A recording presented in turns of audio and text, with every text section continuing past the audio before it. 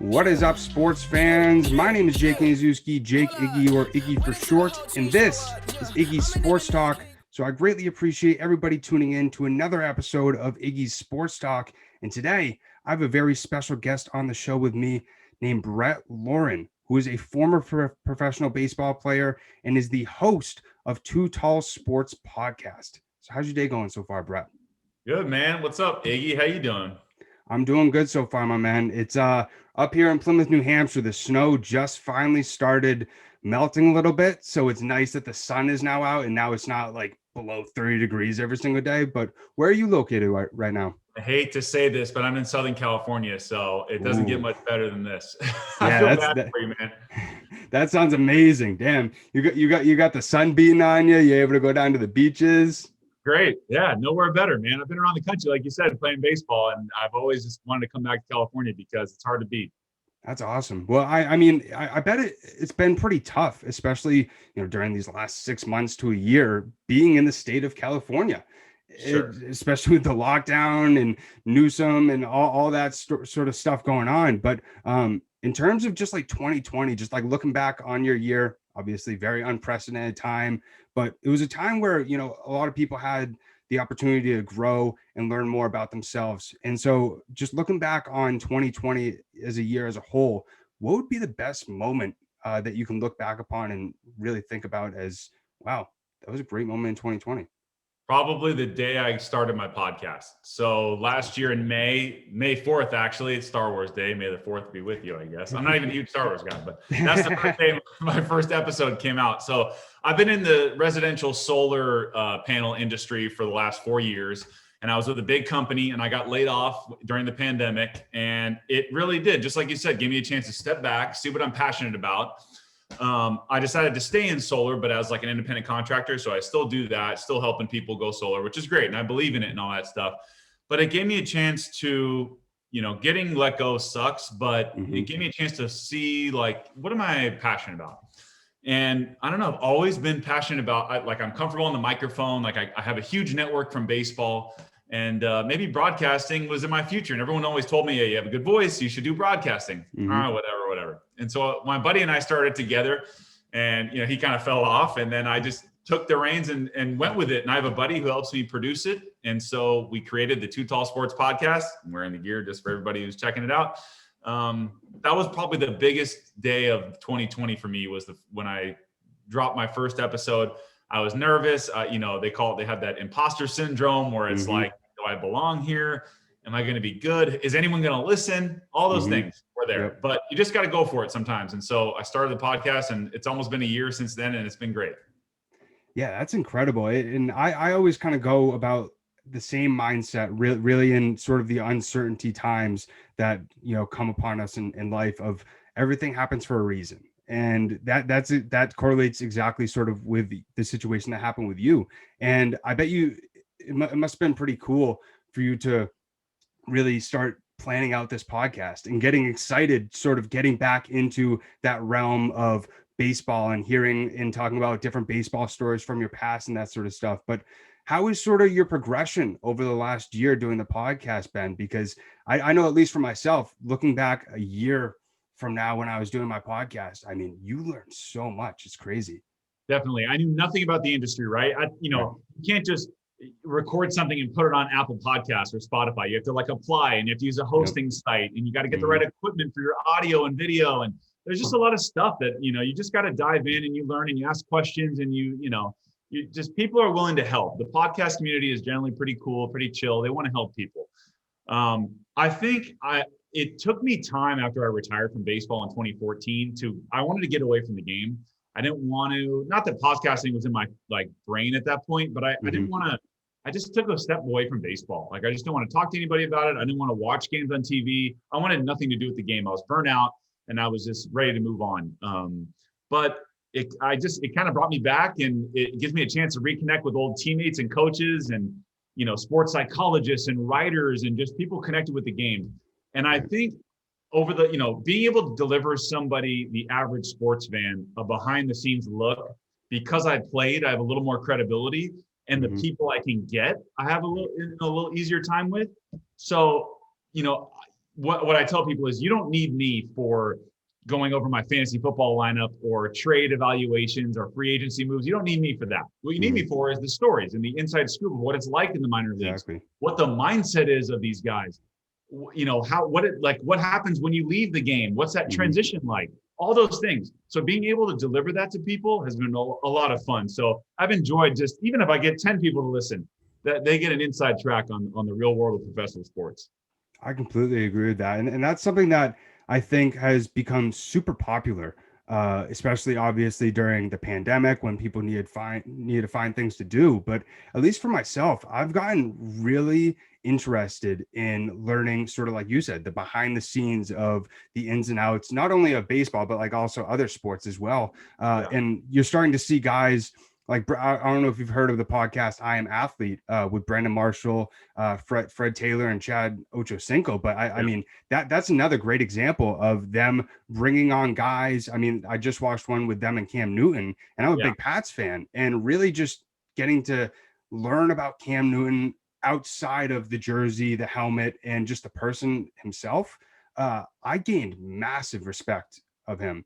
And you learn so much stuff as well. And you brought up as well, not only just like the athletes, but also psychologists, all these different people, to where you learn stuff about the sport that you've been playing all your life, which you never knew before.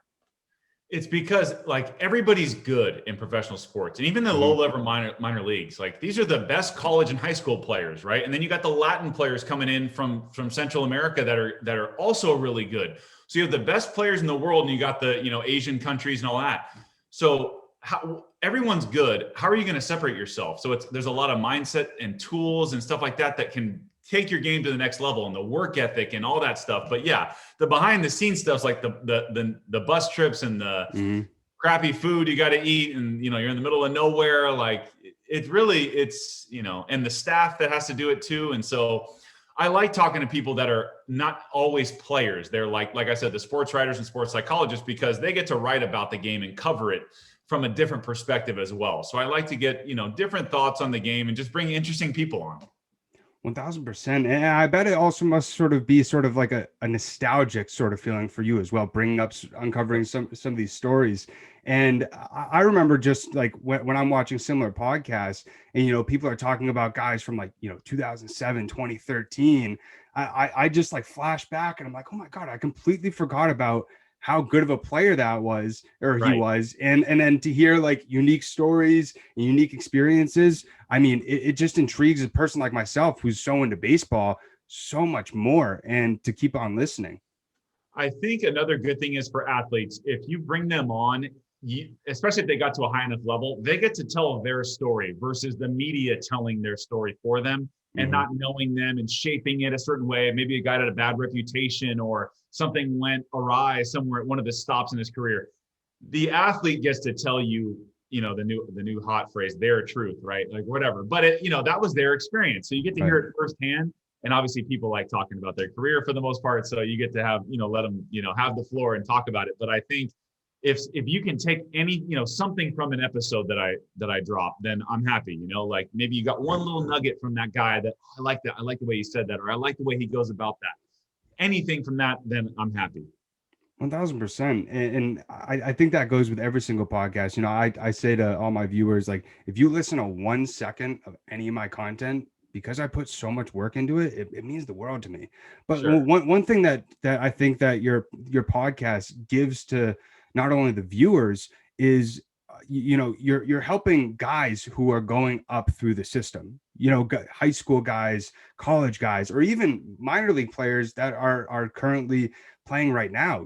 They're able to learn from the experiences that are talked about on your podcast and really take them into their own life. Because like, as like the mental struggles of being a minor league player is crazy. And if you're able to learn from somebody else's experiences and apply it to your own life, I mean, it's going to make wonders for your career. Yeah, definitely. Once you realize, especially when you're going through it, it's really hard in the moment, but you don't have a lot of control over your career. You just have what you do on the field, and that's all you can do, right? You can't call yourself up. You can't move somebody else out of a spot. You can't worry about what's happening above you. As hard as that is, trust me, easier said than done, right? We used to call it playing GM. You don't want to be the GM and, well, this move means this. And then, okay, This guy got sent down. That means it's my turn. No, you'll never be able to figure out why some of these moves happen. Sometimes guys get moved up for non-baseball reasons. Who knows? The organization's trying to showcase a player because it was a bad draft pick and they're trying to trade the kid. Who knows?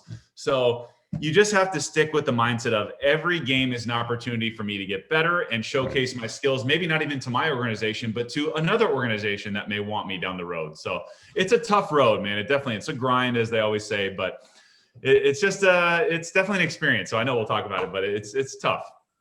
100%. You actually brought up a thought in my mind. I was watching a podcast with Christian Yelich, and this musician named Mike Stud has a podcast, and he usually brings on different athletes. And Christian Yelich was talking about how the difference between batters and pitchers, and how difficult it is to really stay up in the majors, and how every single day your thought is, if I'm in the majors tomorrow, it's a great day, and how difficult it is for pitchers to be able to stay in the league, because, and he brought up, he's like, especially bullpen guys, if you go out there and you let up 10 runs in one inning, there's a good chance your career is going to be hindered for a while. I mean, until guys are going to trust, or until a team is going to trust that you won't do that again. But like also with batters as well, like going through those stretches of 0 for 4 in 4 games.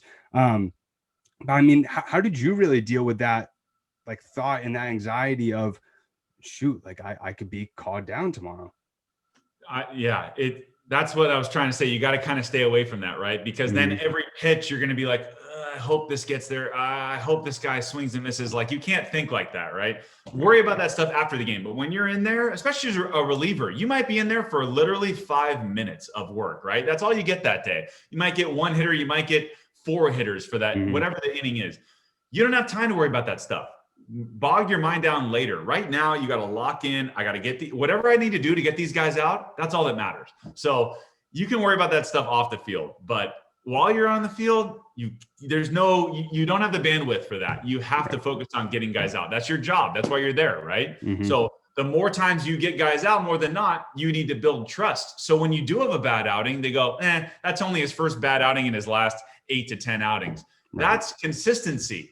And they say the biggest difference between minor leaguers and major leaguers is consistency. We know when, as a coach, we can put you out there, you're going to deliver, and very seldom you're not. So we can live with that. So it just comes down to consistency, honestly.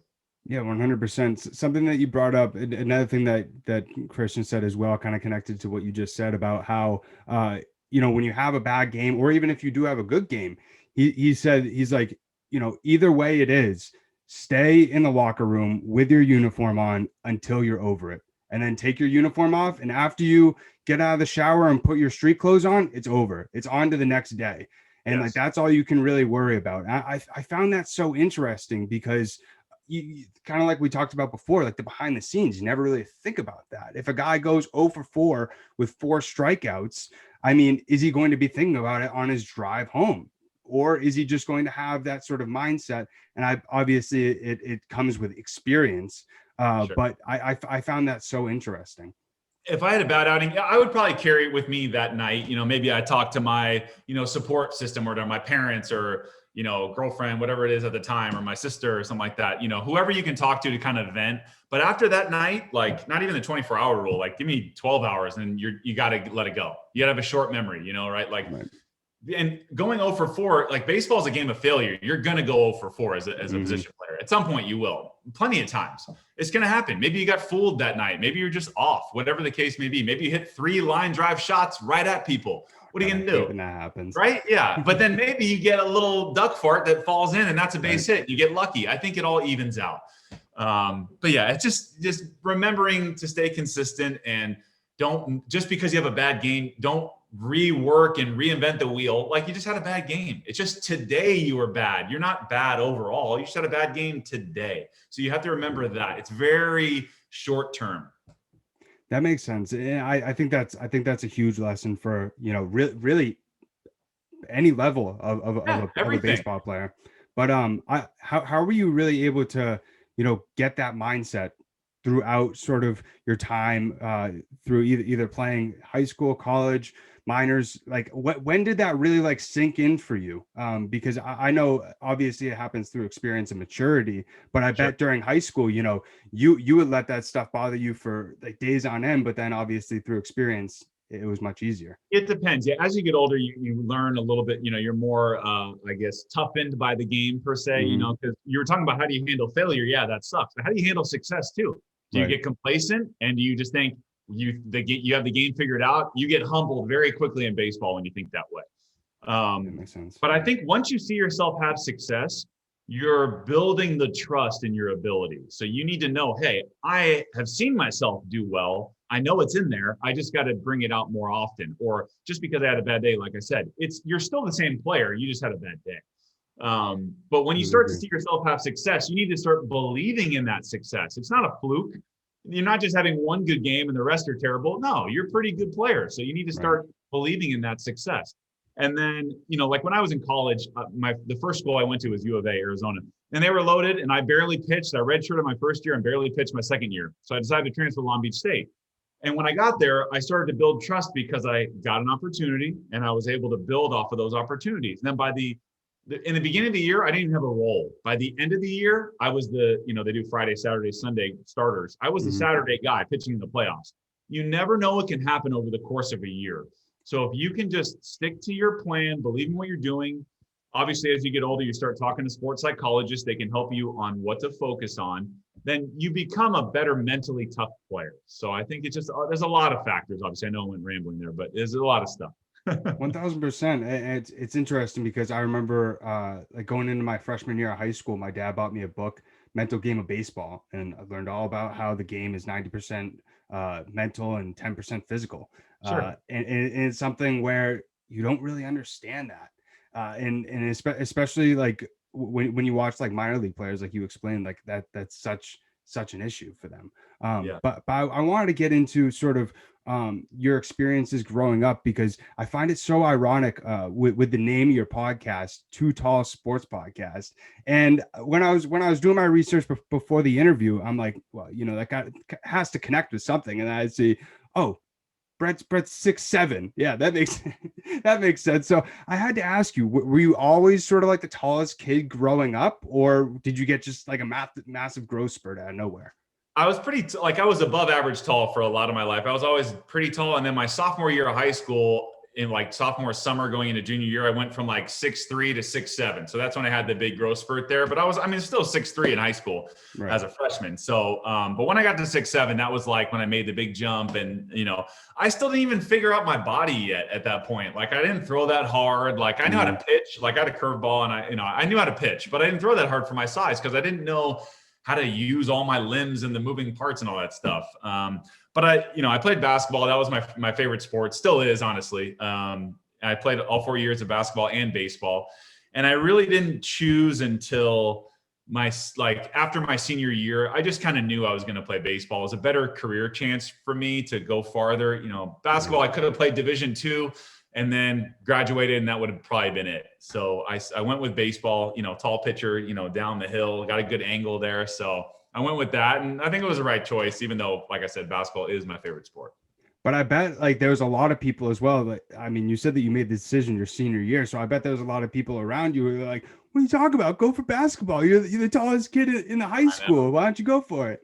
Yeah, I'm also slow and can't jump that high. And so and 6'7" at the next level. Yeah, it's tall, but it's average height when you get to higher levels. And I thought very long-term right away in high school. I was making business decisions when I was 18 years old. I was like, am I really going to get to the NBA? Probably not. So I'm not going to, even though I love the sport, I got a chance to make it professionally in this other sport. So I'm going to go with that. Even though it may not be my favorite, I'm still going to go with that. So like I said, there are definitely parts of the game I really like about baseball. The competitive side, striking somebody out is a big adrenaline rush. It's kind of a me versus you thing. So there are definitely parts of the game that I love. But baseball's a slow game. So it's 100%. I mean, I think about this a lot because obviously with the declining sort of popularity of the sport, anytime anytime I play, or even if I play like MLB The Show, I have in the back of my mind, it's that sort of me against you sort of aurora of the game, and that's what makes it so much fun, Yeah. especially during the playoffs too. There's some people, but I think it's, you have to play the game. You got to understand the game. If there's a person who like doesn't really like baseball and they're a huge football guy and they like come and watch like a playoff MLB game, and fans are going crazy and it's a pitcher versus a hitter, and I'm on the edge of my seat and this kid's looking back like, why is this so intense? Like it's a guy literally just throwing a ball. But to us, like it's like this is a standoff, and you get that adrenaline, kind of like you talked about.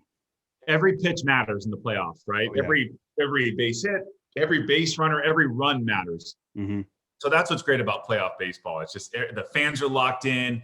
It's you can feel it, right? 162 games, that's a long year, man. You get into June, July, and August, it's just the dog days, and it's long and it's boring for people, whatever. But October baseball is a lot of fun. So I do always watch the playoffs, and it's great. And I'm a Dodger fan. Luckily, they won the World Series last year, and the Lakers won the championship last year. It was great. Right. 2020 really wasn't, I hate to say it, that bad, sports-wise. So. Did you see the banner or the billboard that the Dodgers put across the street from Fenway? Love it. How can you give away Mookie Betts? I know we could go off on this, but like, I don't care what it costs. That guy is a top 3 player in the league. How do you let that guy walk? Even if you're trying to save money, cut salary, you don't let a player like that leave your program. That's crazy. I'm gonna say something for 2 minutes, and I'm leaving myself to 2 minutes because I also do a Red Sox podcast as well, and I could go on for 15 minutes on this. But I was actually a big advocate of the Mookie Betts trade, because looking at sort of the luxury tax, the Red Sox were going to be taxed 50%. And it was a situation where, really looking at the depth of the team and where the team was, they weren't going to compete in 2020. And it was a situation where the salary cap, or the salaries were so much for David Price, Mookie Betts, on top of Chris Sale, like all these other guys. And then they just signed Nathan Eovaldi to a $17 million deal like the year before. And so it was a situation where, as a Red Sox fan, looking at how many offers the Red Sox made to Betts and how many times he stated, I'm going to test free agency, it was a situation where if the Red Sox didn't trade him and he left in free agency, people would be just as mad. And it's something where, like, really looking at the Dodgers deal and the last deal that the Red Sox offered, they're practically identical. And it's a situation where now the Red Sox have Alex Verdugo, Jeter Downs, who's good. Sure. Verdugo was their best player last year. Jeter Downs is the future second baseman of the team. Connor Wong will probably be backup or starting catcher in the next 3 years or so. So it was a situation where, like, I was very happy that they did it. And that's always been my explanation to a Red Sox fan. Sure. Obviously, it was very tough for me to watch Mookie win a World Series. But, I was also very happy as well for the Dodgers, because they got snubbed by the by Houston. But I have a lot of respect for the Dodgers, because I'm really into how general managers and teams like mold their teams. And what the Red Sox are doing right now with Chaim Bloom, they're doing exactly, or they're trying to emulate exactly what the Dodgers are doing right now, to where, like, your depth chart in the major leagues is at the top, but you always have high value or high profile prospects coming through the system. And with the Dodgers, how they are right now, they're going to be good for the next 15 years. And that's really good. Exactly. And what's nice is that Andrew Friedman, he mentored Chaim Bloom for like 10 years before he went to the Dodgers. So that's my thoughts on the Mookie Betts. And it's something where, like, the Red Sox, I always say it in my podcast, they're going to be the most surprising team in baseball this year. Their pitching, obviously, a little bit iffy. That's always the thing. Sure. But yeah, with LA, you can't have, you just can't not respect what they're doing right now. But I mean, it must have been pretty cool seeing Bauer sign with them as well too. Yeah, it was cool. He was teasing everybody on where he was going to go. He was messing around with the Mets fans. Like, obviously, he's very active on social media. So, but it's cool to get him. And I don't know if you want to talk about it now, but I played with him in the minors a little bit, so I know him a little. But yeah, obviously won the Cy Young last year. He's got great stuff. That's a huge move. I mean, you win the World Series and you get better after that. And you got your boy David Price coming back healthy now, or, willing to play. Right. So they're going to be really good. Yeah, I completely agree. They're the team to beat. Yeah. But yeah, it's something where was the Dodgers always your favorite team growing up? Yeah. Yeah. I've always been my dad's from Long Beach and that close to LA. So I didn't grow up an Angel fan, thank God, because I'm in Orange County. So that's closer, Anaheim's pretty close to me. So, but that's a whole, when you go to Angel Stadium, you're just like, this is a family atmosphere. Let's bring the kids. It's fun. It's like, dude, no, you go to Dodger Stadium, that place is sold out, packed, loud, passionate. Like, it's the real deal when you go to Dodger Stadium. It's historic. There's a history of winning there. Like, it just feels better there. So that's the difference between, going to get a lot of hate, obviously, but that's the difference between Yankee Stadium and Fenway Park. Yankee Stadium is a lot of business people and people who are just visiting New York and going to a Yankees game because it's the Yankees. And most of the time, none of them know anything about baseball other than, the diehard Yankees fans. And then when you go to Fenway, obviously it's a similar environment, but everywhere you look, there's diehard Red Sox fans. Yeah, yeah. But I mean, I'm tired of you guys winning, by the way. You can stop winning now. Hey, luckily, not luckily. I mean, obviously, I'm not happy about it. But now that TB12 is down in Tampa Bay, there's going to be a little bit of a lull of Boston sports. And obviously, as somebody who's 22 years old, I think about it all the time. I couldn't have grown up in a better time period in a better city for sports success. Just couldn't. Your whole life, the last 20 years, they've been the best sports city, title town. I mean, you guys like.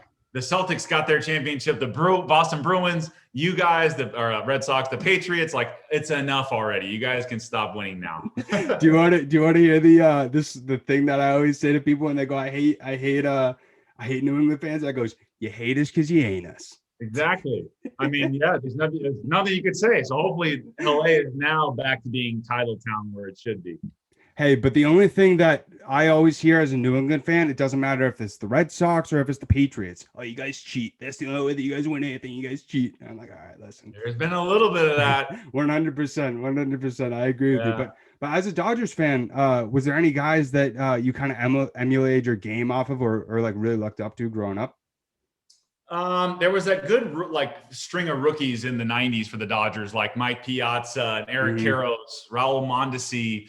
Guys like that, I kind of liked watching them. And they had some decent pitchers along the way. I don't remember anybody that was like amazing pitchers that they brought up, but they had some guys back in the day. But my favorite player growing up was Ken Griffey Jr. He was my guy, right? He was like basically the Kobe of baseball for me, like that. He was it, man.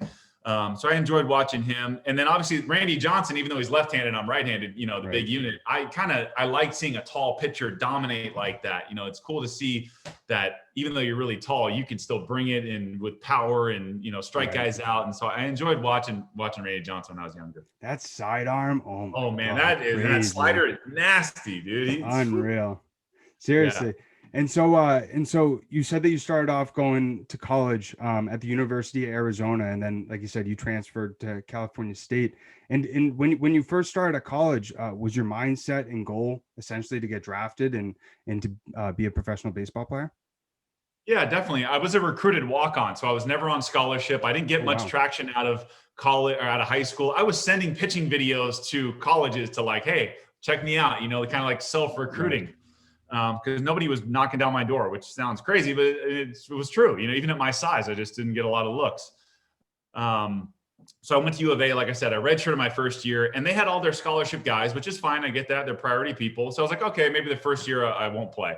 The second year, I barely pitched again. So I'm like, okay, we had a huge class come in that's my age. They're all going to come back for their junior year. I need to make a move here if I'm going to try to play professional baseball. Right. Like I was telling you earlier, could I have stayed and just been totally fine with it and graduated and had my 4 years? Yeah, but that's not my goal, right? I was making business decisions long-term. And that was actually the summer of 2007 was the last time you could transfer schools D1 to D1, same level, and not sit out a year. So I had to do it that summer. Wow. Otherwise, like D1 to D2, I could have played right away or JC ball, whatever. But I had to make that move that summer. So I was a redshirt sophomore. I threw a couple bullpens for different schools, Cal State Fullerton and Cal State Long Beach, and they were both rivals coincidentally. And I went with Long Beach, and they liked what they saw. And again, I kind of bet on myself there. I didn't know what I was going to get out of that place, but I bet on myself. They were good too, and I found a role. So I just had to make a decision that was really hard. I loved going to U of A. It was a lot of fun, great school, but I needed to get exposure, man. If you don't pitch, you can't get drafted. So 100%. I needed to get seen. Yeah, that's awesome. And sort of how was like your time leading up to like your senior year, junior year, senior year? Like, did you sort of have like a good feeling like that, there's a pretty good chance that I could get drafted? When I was going into my junior school year, so yeah, redshirt sophomore year, I knew like, hey, junior year, I can get drafted after this. And Long Beach was loaded with guys that were going to get drafted. So I was like, if I can just fit in and find my place in the roster somewhere and pitch meaningful innings, they're going to get a lot of eyeballs here anyway already. So I want to be one of those guys that gets looked at. And when I started the season, I was basically a middle reliever. Like I didn't have a role. And like I was telling you earlier, in one season, a lot of things can change. Right. And the more I pitched and the more consistent I was at getting guys out, I became the midweek starter. And then I became a Sunday starter. And then I'm pitching Saturdays now. And I'm this number 2 starter by the end of the year. Right. And then I pitched a playoff game against Cal and I beat them. And so my stock just kept rising as the year went on. And I got Big West pitcher of the week one week. And so like the more I pitched, the better I got. And the more people saw me. So I could just feel it like as the year went on, and I would get, calls and meetings with scouts that are, so you're starting to believe it, which is what you need. So as we got closer to June, that draft in 2008, I was like, I think I got a shot here. So yeah, it was exciting. That year was great. We went to the playoffs. And so it was a lot of fun. Yeah, that must have been a pretty cool process for you, especially like you said, going from high school, not being highly recruited, and then during your last 2 years, really having sort of a good amount of buzz around your name. It must have felt nice, obviously, like having scouts reaching out to you. You're like, wow, people are finally starting to notice me. Yes, definitely. It was great. And so I have to say, like one of the highlights is when I got drafted, like I got drafted ahead of a bunch of those U of A guys that I wasn't pitching over there. So it was just kind of some validation, like exactly. Right. When I finally got my shot, I proved what I could do. So that was kind of a cool, side bonus of getting drafted other than going to play pro ball. Exactly. And you were drafted by the Mariners in the 5th round in 2008. And for your first 3 years, you started in single A. And I was curious, like, how tough was it really through that time, not really getting the chance to be able to move up? So it was actually, technically single A has 3 levels, right? So there's short season A. So a bunch of the college guys like myself, I went to Everett, Washington was my first stop. And I was there for like 3 weeks and I got moved up to low A. So I did get moved up in the first year. Okay. I had to get used to that league a little bit. And then the following year I went back to low A and then I got traded. So I didn't get, one of my biggest, not regrets, but what ifs is if I would have stayed with Seattle my entire career because they drafted me, they were invested in me out of college. Could I have made it to the big leagues with them? I think the chances would have been better than when you start bouncing around. Even though when you get traded, you could look at it as, well, the Mariners gave up on me, but the Pirates really wanted me. But when you leave your original organization, you're not sure how much of investment that next team has in you. Right. You just don't know. So I think it would have been easier to stay with the Mariners, but you can't control that stuff, right? There's, like we talked about, there's nothing you can do about that. You just have to go out and pitch no matter where you are. Exactly, 100%. And it must have been sort of interesting through that time during the lull of the trade, sort of being able to, like you said, figure out this unknown of how is this new team going to be? How is, this new city going to be? And how am I going to be able to, get comfortable again? Exactly. Yeah. Well, my buddy and I were on the same, we're in the same trade. So like the day of 2 days before the trade, we're on the bus on the way to the field. And one of us is supposed to start that day. And our pitching coach comes back right when we get to the field from the hotel. He's like, yeah, you guys aren't going to pitch the next 2 days. And we're like, what? He's like, yeah, you're in trade talks in a major league deal. We can't trade a hurt player. So we need you. You're going to sit out and sit in the stands and watch for a couple of days because you guys are probably going to get traded. And we were just like we didn't know about this business, whatever. My buddy took it kind of like, oh, the Mariners gave up on me, whatever. But I took it as good. Maybe I can get out of low A finally, maybe another team is going to boost me up or whatever. But it was crazy. Like, we got traded while we were on the road. So we had to go drive back to our apartment in Iowa, move all of our stuff out, go meet the new team on the road, find a place to live while we're up there. And like, you can't sign a 2-month lease or whatever. Right. So you're sleeping on air mattresses and guys' apartments that are already there. And it's just a mess. Like, it's hard. That's crazy. And you don't even like really realize that, you know what I mean? Like you because there's a lot of times where you see, you know, trades potentially for like you said, a major league guy, and there's like three names in there. And you don't really think about like kind of like the behind the scenes of like them trying to figure out where to stay, them trying to figure out like the newness of a new team.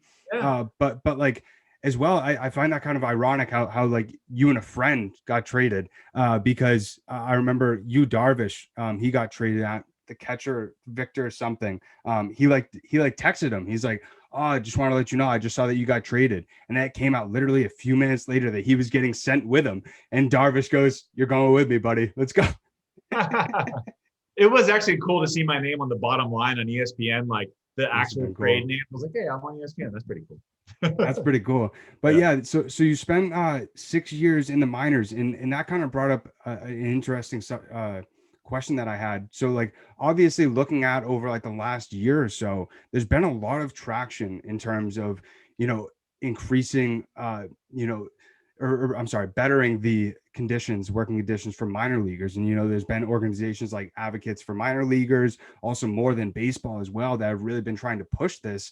And you know, we've seen, you know, some teams really sort of put a lot of focus on it, and you know, raising salaries and like that sort of stuff. But in your opinion, how do you think the MLB can really improve the working conditions for minor leaguers? I think these are some of the best baseball players in the world that aren't in the big leagues. There's just not enough spots. I think they deserve to be paid way better. If you think about other sports, there isn't this extensive minor league system of 6 or 7 levels to get to the big leagues or to their top of their profession. You know, in football and basketball, it's pretty much practice squad or G League, and you're up there, or you're getting paid to play overseas where the money is good over there too. Right. There really isn't that for baseball. You got hundreds of guys in the minors just in a pool waiting to hopefully get called up one day, and you're making nothing, right? And you only get paid in the off season. You don't even get paid. I'm sorry, you only get paid during season. You don't even get paid for 6 months in the off season. So some guys have to get jobs. Who can keep a career for 6 months and off? Like, right. It's just a tough life. And, you know, the buses are what they are. You know, you don't start flying until AAA, right? So you got AA prospects, some of the best players in the world in AA that are riding the bus and making peanuts until they get called up.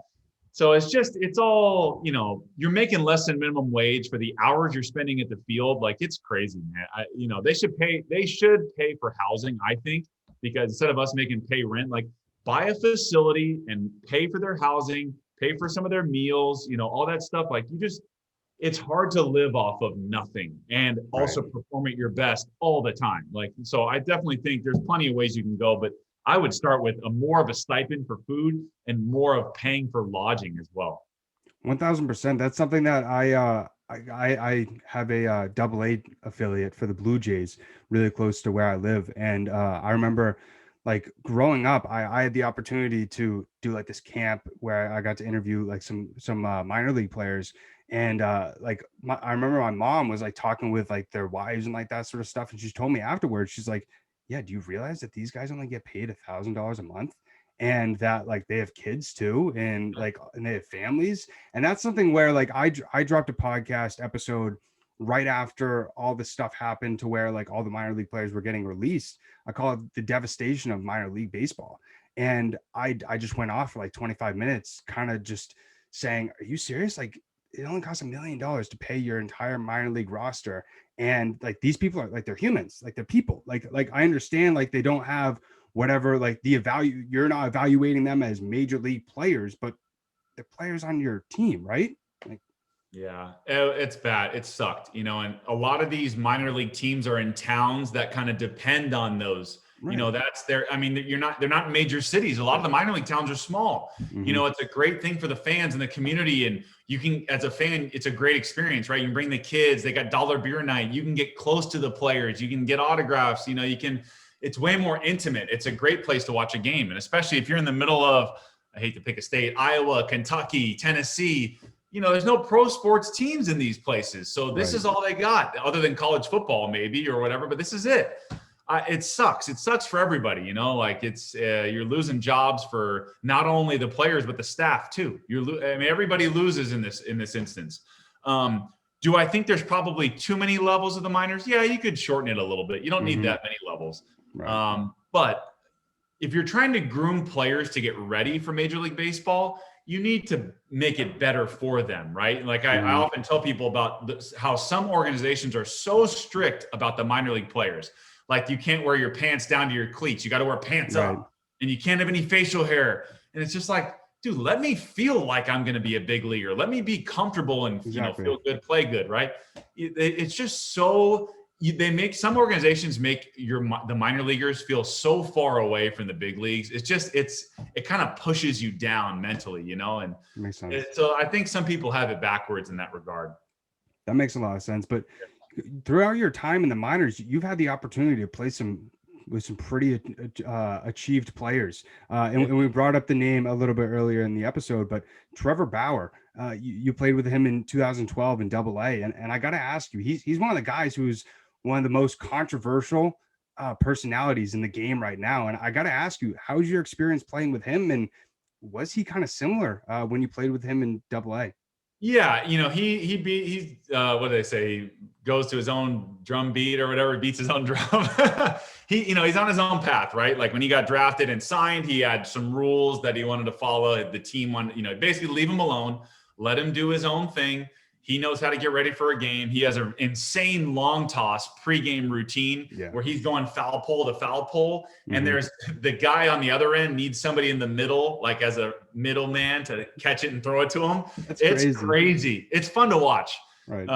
It's cool. So as long as you get people out, I don't care what you do before a game. Like if you're going to give us 7 shutout innings, I don't care what you do. So some people don't like that. They want you to conform. They want you need to do this strength and conditioning routine. You need to run this much. You need to throw this way. It's like, dude, no. If I've had success getting people out a certain way, and this is how I prepare for a game, who cares? I'm going to get people out, and that's all you should worry about. I'm going to give us a chance to win. Right. But yeah, does he have his quirks? Sure. And is he, outspoken on social media? Yes, he is. That's part of his brand, right? He is the anti-system guy. He doesn't want to be controlled. And you know what? It's all good. As long as you're getting people out, I don't care. Do whatever you want. Is it going to piss people off? Yeah, it will. But not everybody needs to conform to the system. So I appreciate what he's doing. And he exposes some things that are kind of flawed in the system. And at the same time, he's helping the game. He's marketing the game. And that's something that when the Noah Syndergaard, Marcus Stroman, and Jacob deGrom sort of like Twitter beef happened, I looked it up on Google, and you see USA Today, NBC News, CBS Sports, all these very high profile publications. I saw like 10 articles on just a tiny little Twitter back and forth. And it's something where that never happens. Like you never see that type of amplified press about baseball. Never. It's because he's polarizing, right? So you're going to get those guys like those pitchers you mentioned that want to see him fail. Some people are just going to hate the way he goes about his business. Some people are going to love it because it's different. It's it's, not, I hate to bring up Trump, but it's like a little bit of, hey, love me or hate me, right? Yep. It's a little bit of that. So some people are just not going to like, no matter what he does, they're going to pray for him to fail, right? They're just going to hope he fails. And so when you're outlandish and you bring attention upon yourself, the minute you slip, they're going to be waiting. The sharks are going to be waiting in the water for you. So it's going to be interesting to see how he does. He did win a Cy Young, and you can't really say much when that happens. So we'll see how he does with the Dodgers. It's just, he's different, and that's all right. And it's, apparently one of my other former teammates that came on my podcast, he's a reliever. He was talking about how Bauer was one of the big names that helped bring the COVID baseball back. He was one of the guys that was helping for the Players Association negotiate, hey, we're not just going to cave for the owners to just keep bleeding us dry of money. Let's work on this. So he was a key voice in bringing baseball back last summer during COVID. So I think you just got to understand that not everybody is the same. Yeah, I completely agree. Have you seen his, he started this podcast like 4 or 5 months ago where he had, different players come over for dinner. Yeah. You see, I found those conversations so interesting. I thought it was so ironic how he said he was talking about how people were saying that he used the Cleveland staff too much, and he's like, well, they're offering me and they're giving me these resources to be a better player. So why am I not going to utilize the resources to be a better player? Right. No, yeah, exactly. Like I said, he's going to do things a different way. And, yeah, sometimes you get those dinner conversations just more candid, right? You're comfortable, right. You're eating food. It's a little more chill. It's not so buttoned up. And so, no, it's pretty cool. 100%. And you also got to, in 2013, you had a stacked AAA team. I'm gonna name off a few names: Cody Ross, Trevor Cahill, Eric Chavez, Adam Eaton, Didi Gregorius, Aaron Hill, Eric Hinsky, and Tyler Skaggs. So I got to ask you, with all that experience on one singular team, what was it like?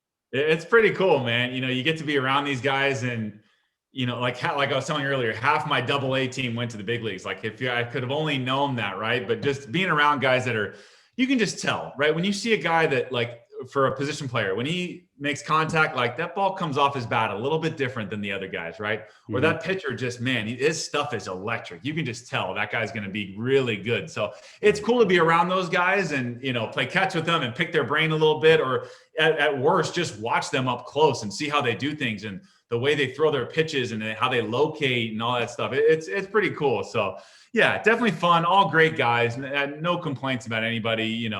Everybody in AAA you're this close to the big leagues. And so there's a lot of guys that either have made it and come down. So everybody's a little salty when you get there, right? For me, when I got called to AAA, I was like, I'm in AAA. I'm close, man. I'm one call away. Like, get me up there. So, and then the other guys, you walk in the locker room like, it's like, dude, this place is right. It can be tough in AAA because you're so close, but you just gotta, again, you can't control it. You just gotta play your game and pitch when you're called upon. So no, it was a good experience. Plus, like I said, in AAA, you're on planes now. The hotels are good. True. The cities are better. And I was in Reno. I lived in a casino. It was awesome. Gambling. There you go. Decent amount, Spent a little bit of time in the casino, so it was fun. That's awesome. And then right after that, you went into independent ball. And I got to ask you, what is the difference between the independent ball lifestyle and the minor league lifestyle? It's a great question. It's like you're back in lower level minor leagues, right? So you're kind of coming off the high of high level minor league baseball. You're coming back down, but it's way more chill, right? They don't have you doing team defensive drills every day and, and doing all the BS stuff you got to do. Whatever you need to do to get ready for the game, you get ready for it. You still show up early, you still do your stuff, but it's way more like family atmosphere. But those independent teams want to win. So I think when a lot of guys go to independent ball, they're like, all right, how quick? And I was like this, how quickly can I get signed back to affiliated ball? Right. I don't want to be here, right? Like, nobody wants to be in independent ball. No one. But the teams they want to win more than the minor league teams, because the minor leagues is all about developing guys to go up to the big leagues. Independent ball is, we want to win our championships. We want to win our league. So, but I played with a lot of big names Dontrell Willis was on my team for a little while. That's crazy. Yeah, it's crazy. Just guys like that, like big name dudes. I know, I'm sure we'll talk about, Bill Hall and Lou Ford and guys like that, but it's cool to play with big name guys that are still playing, still doing it. But I think once you get past the idea that you probably won't get signed back to affiliated ball, you start to enjoy it more, right? I'm sure if you talk to other guys about independent ball, it's not the minor leagues, it's not Major League Baseball, but it's pretty close. And it's a lot of fun, and the guys are great, and it's just more chill, and you kind of brings the joy back of the game for guys sometimes. That makes a lot of sense. And also, like, you brought it up, like there is a chance, even though you do get to independent ball, there's a chance that you can get signed back. I mean, a great story is Scott Kazmir. Sure. I mean, he's a guy that went to independent ball. Then he went to the A's, Dodgers, and incredible story. But it must have been a pretty cool way as well for you to like sort of like end your baseball career and sort of like end it off on sort of a chill, sort of like nice note. Yeah, exactly. And even I was going to mention Rich Hill. He went, the lefty, he went to the ball and made it back. It does happen, for whatever reason. The year I was there in 2014 in Long Island, we just didn't have guys get signed back to affiliated ball. But it was just a random year, whatever the case may be. But guys get jobs in Mexico playing in their winter ball league there, or they get jobs overseas in Taiwan, or Right. So it's a showcase for yourself still. It just, once you get over the fact that you might not get signed, it is what it is. And I honestly, I'll tell you this, my first 19 innings were scoreless. Okay, I'm like, what else do I need to do to get signed? There's nothing more I can do. And of course, I didn't get signed. So once I got over that, and I kind of knew that was going to be, if I didn't get signed to affiliated ball again, I kind of had a feeling that was my last. I was done, man. I was 28, 7 years of minor league. Like, it is what it is. I didn't need the game anymore. So I was ready to hang it up after that, but couldn't have pitched any better. It is what it is. 1000%. Yeah, I think a lot of people also don't realize that there's a lot of guys in the majors right now who do have experiences like yourself, 6-7 years in the minors. I mean, Joey Votto is a guy that I had no clue. I remember I looked on the back of his baseball rookie card and he played 7 years in the minors. I'm like, no way, this guy's like an all-star. Yeah. Sometimes it takes a while to get up there, man. Some guys are late bloomers, right? I was kind of that way as well. Like, it just happens, whether you peak in high school, you peak in college, or you peak at 27 in the minors, and all of a sudden you figure it out. You just never know, but it just depends on if the organization you're with is going to give you a long enough leash for you to get to that point. So it's just, there's so many unknowns and so much that's out of your control. I know I've said it a few times, but it really is the truth. Like, the only thing you control is the way you play on the field and how you show up to work every day, and, not being an idiot off the field and giving yourself the best chance to make it, and if you can't, then you got to live with it. Completely agree. And Brett, I really appreciate you taking the time to share all your experiences today. And for the people that are listening, where can they find your podcast and what do you talk about? Yeah, so it's called Too Tall Sports Podcast. Like I said, I'm 6'7", kind of playing off of that. But yeah, you can find me at Too Tall Sports Podcast on YouTube. Hit subscribe, check it out. I got lots of former players, coaches, minor league and major league guys. I got some basketball guys. I got NFL guys, sports writers, Hall of Fame voters, sports psychologists, which I think are really the coolest episodes. Like I said, you get the inside track on what it's really like to be an elite athlete and what kind of things that they teach their players that you can apply to real life as well. But yeah, so anywhere you can just find it, Too Tall Sports Podcast. On Apple, it's on Spotify, it's on all those.